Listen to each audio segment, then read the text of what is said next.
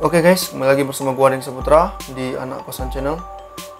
Jadi pada malam hari ini gua akan bacain cerita-cerita horor yang bersumber dari Google, dan kalian juga bisa akses cerita horornya nanti.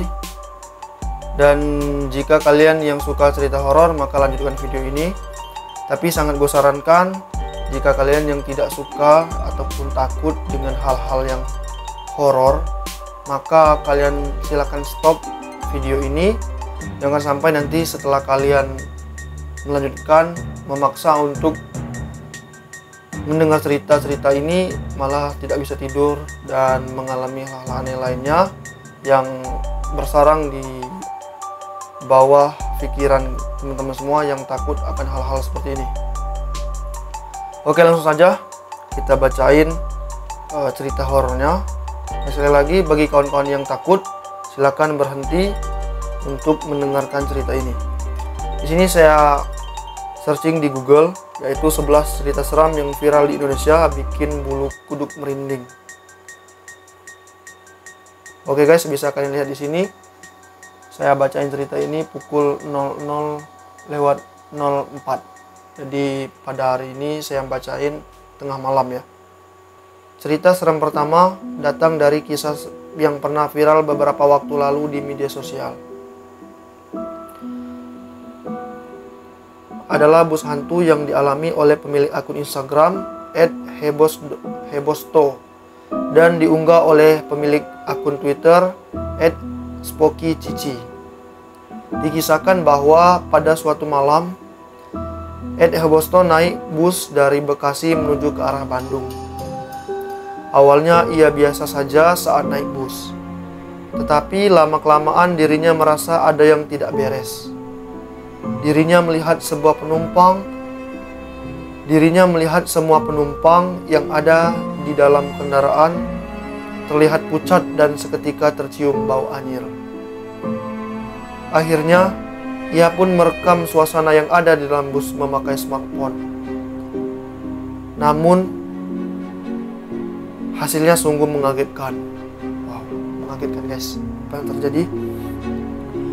Tak tampak seorang pun penumpang yang terekam di dalam smartphone atau ponsel.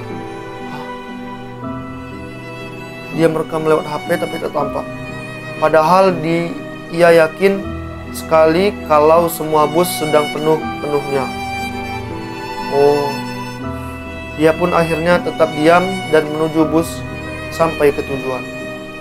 Guys, bisa kalian bayangin saat kalian naik sebuah bus, di sana busnya lagi penuh, terus kalian rekam pakai smartphone seperti ini, tapi tidak ada satupun yang bisa masuk ke dalam layar handphone kalian.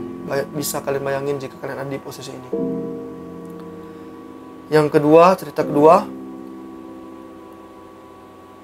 yang berjudul Bercak Darah di Lantai SMA Tugu di Malang. Kota Malang mempunyai banyak cerita mistis di baliknya.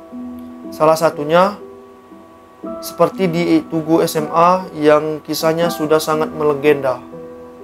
Bagi yang belum tahu, SMA Tugu atau sebutan dari SMA 1, 2, dan 4 sering terlihat lantai dengan bercak darah pada aulanya. Padahal sudah sering dibersihkan, tetapi tetap saja noda tersebut muncul. Lebih menyeramkan lagi, bercak tersebut masih ada meski lantainya sudah diganti. Maka dari itu, supaya tidak menjadi masalah lagi, lantai diganti dengan ubin kayu yang mempunyai warna gelap. Konon, darah-darah tersebut adalah bekas dari pembantaian tentara pada saat zaman penjajahan beratus-ratus tahun yang lalu. Merinding guys. Cerita yang ketiga lanjut. Oke, saya ingatkan sekali lagi kepada kawan-kawan ataupun nonton ataupun subscriber saya yang belum subscribe channel ini, silahkan subscribe dulu. Dan yang takut sudah mulai merinding, silahkan stop. Jangan tonton cerita ini karena akan lebih serem lagi di video kali ini. Mbak Yayu, si urban legend kampus UGM. Lihat guys, ada fotonya. Dia memakai baju putih, berambut panjang, berdiri di depan pintu. Sekarang guys, kalau kalian bisa lihat, sekarang pukul 12 malam 00:08. Selain sekolah, kampus juga banyak sekali menyimpan kisah misterius. Di dalamnya, salah satunya adalah Universitas Gadjah Mada. Di kampus bergengsi tersebut terdapat urban legend yang bernama Mbak Yayu. Mbak Yayu guys. Terdapat urban legend yang bernama Mbak Yayu. Arwah satu ini sudah terkenal di seantero kampus dan sosoknya kerap terlihat di malam hari.